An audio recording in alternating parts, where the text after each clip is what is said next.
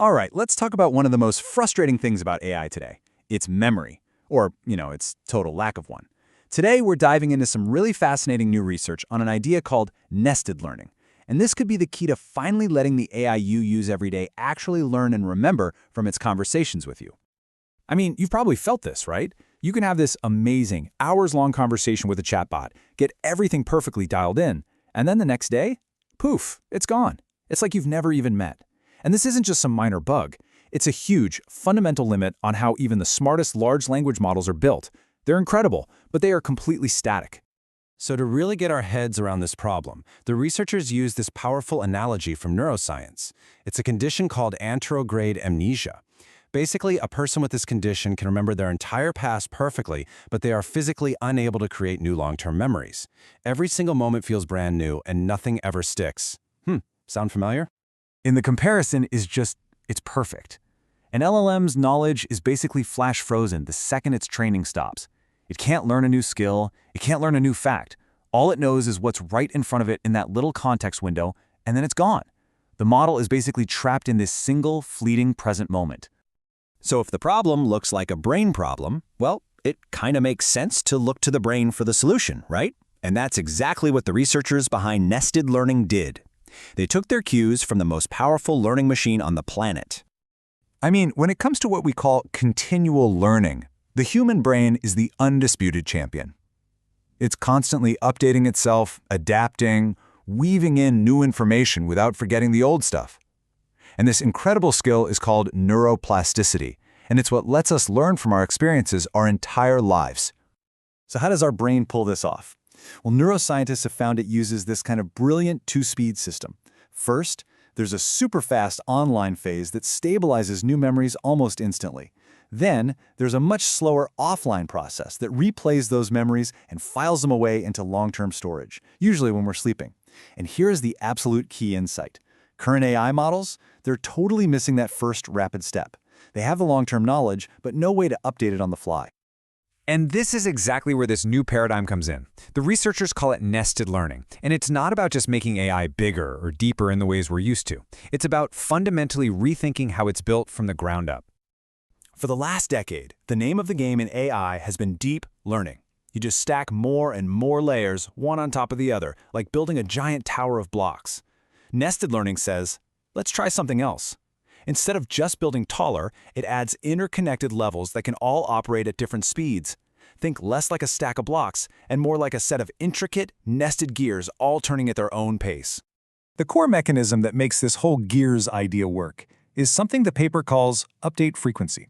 And really, it's as simple as it sounds. It's just a way of measuring how often a specific part of the AI model gets refreshed or updated. By giving different parts different update frequencies, you can start to mimic that multi-speed memory system we see in the brain. So here's how you can picture it working. A model could have a super fast level that's just processing the immediate context, like the words in this very sentence. Then a medium speed level could be adapting to patterns over a whole conversation. And finally, the slowest level holds that deep, bedrock knowledge from its original training that almost never changes. It's learning at multiple timescales all at the same time. Okay, so this sounds awesome in theory, but where would you even find these different levels of learning inside an AI model? Well, and this is probably the most shocking insight from the entire paper. It turns out they were already there, just hiding in plain sight. This quote right here, this is the aha moment. What the researchers realized is that the very tools we use to train AI models, these things called optimizers, they aren't just simple tuning knobs. They are actually mini learning systems all by themselves, constantly memorizing and compressing information about the learning process. So just think about that for a second. The old view was that an optimizer is basically a wrench. It's a tool you use to adjust the model. This new view reframes it completely. It's an active participant. It's an associative memory that's its own fast inner learner. This means the model isn't one single learner, it's a whole nested system of them. And to be really precise about it, the paper makes this important distinction. A memory is simply a neural update. Some data comes in, a connection changes. But learning is the whole process of making those memories useful and effective. And those hidden systems, the optimizers, they're constantly creating these little memories about the training process itself, which is absolutely a form of learning. So, armed with this pretty radical new perspective, the researchers didn't just stop at the theory. They actually went and built a brand new model architecture to prove their point. They called it HOPE. HOPE is basically designed from the ground up with nested learning baked right in. It has what they call a Continuum Memory System, which is really just a series of layers that each have their own update frequency. This lets it store knowledge all along a spectrum, from the super short term to the very long term. It's an architecture that's built to learn how to learn. But of course, the big question is, does it actually work?